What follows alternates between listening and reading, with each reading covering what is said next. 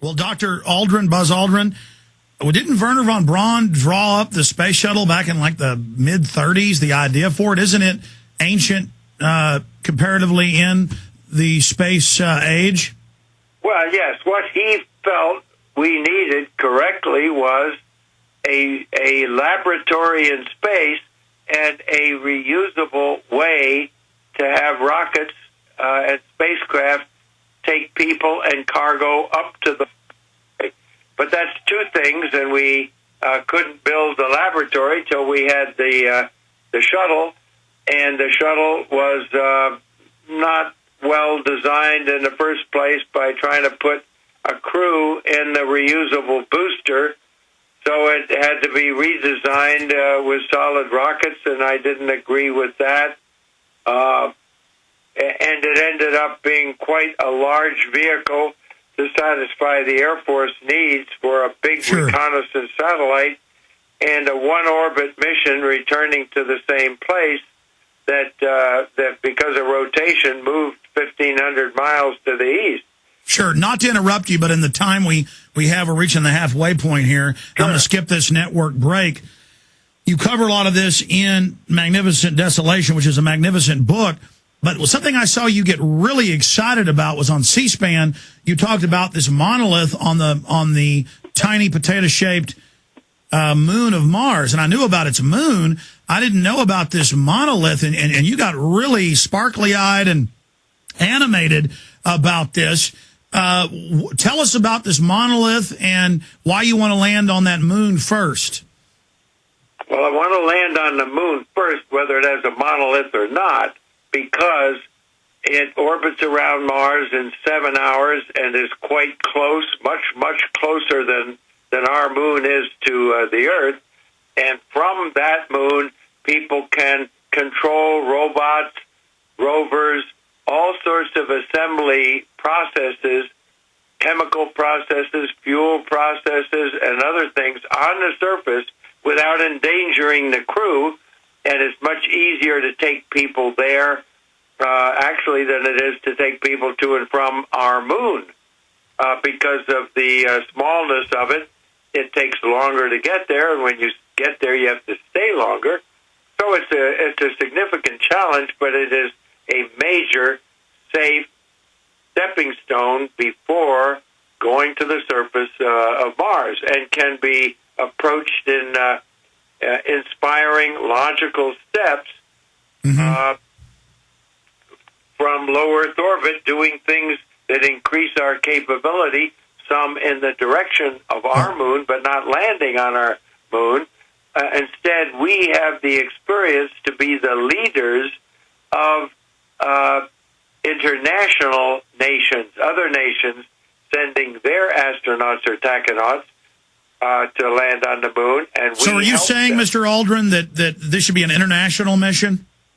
Well, everything should be. The space station is international. We need refueling for going elsewhere in space, and that should be commercial, not national, not government controlled, and that certainly means international. Now the monolith just happens to be a location of a Marsology, not geology, feature that is a physical structure, but it is very, very curious, and is quite close to where we would like to land. And Canadian studies extensively of going to Phobos for science.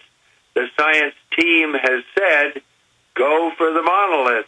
So they think that is sufficiently scientifically attractive, and it's close to where you want to be to observe from there the planet Mars itself. Well, Commander Aldrin, isn't this interesting? We have 2001 Space Odyssey. We have this, what looks like almost a perfect monolith on this moon. And then here you are, one of the first moonwalkers. When the Eagle lands, you're on television saying we need to go there to see this monolith. You're saying it's very curious. And again, I saw your eyes light up on television. What is your gut this monolith is, or what are Marsologists saying it could be? my opinion and the Marsologists' opinion don't guide public opinion and curiosity for the unusual and the bizarre. We need lots and lots of public discussion about the pros and cons of going anywhere. No, I mean, certainly it's a way to get people interested. I see that, but okay. What do you think this is? I mean, tell me what your gut, or as a person, a doctor who studies this, what does this look like to you? It's a big, tall rock. Now, I can say it looks like maybe a crude construction device by some creatures who practiced on Phobos and then landed in Egypt and built the pyramids.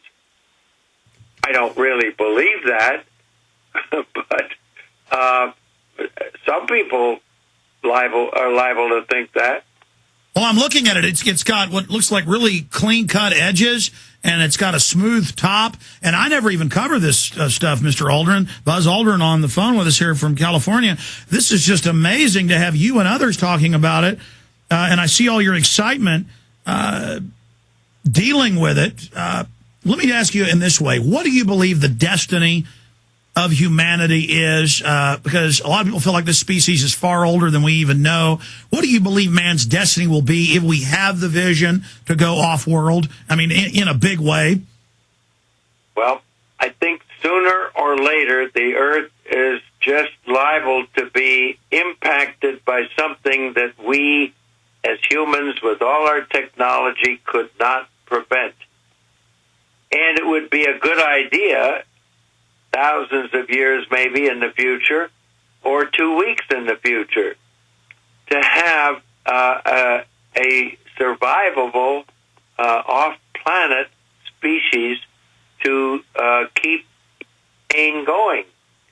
Not just for the benefit of unborn people, but think of the lives, the history that the human species has had here on Earth, mm-hmm. and to have that wiped out. It's not just the lives of the future. Well, Dr. Aldrin, what was it, Saturn that got hit by Shoemaker-Levy, the big comet that broke up? I mean, they said if that hit the Earth, that would have basically killed all life on the planet, or at least knocked out our civilization. No, that was Jupiter. Jupiter, that's right, Jupiter.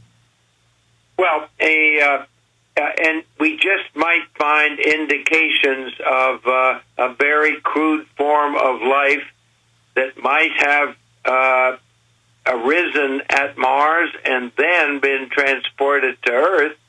So it might be the beginnings of life on Earth that thrived, whereas it died out on Mars. Are you saying we might be Martians? Well, we're a long evolution away. I don't believe that means that there were rocket ships somehow that left Mars and landed here on Earth. And but meteor impacts, you're saying, which we know send Martian rock here, could have brought it? Yeah. Or vice versa? Yeah. Going back, because that was so intriguing, you're saying it's similar to some of the things we see in Egypt? No. I'm just saying no, I mean, the obelisk. There is a lot of conjecture as to who built the pyramids. No, I understand. But I'm pretty well convinced that they were slaves that were conned into building this edifice for the pharaohs, yeah. So the pharaohs could get to the other side in the Holy Land and put in a good word for all the slaves who built the pyramids. Sure, I understand your view now. You talk about a Ponzi scheme. That was the biggest con game I ever saw. Well, again, Buzz Aldrin's our guest right now, author of Magnificent Desolation that I hold in my hand.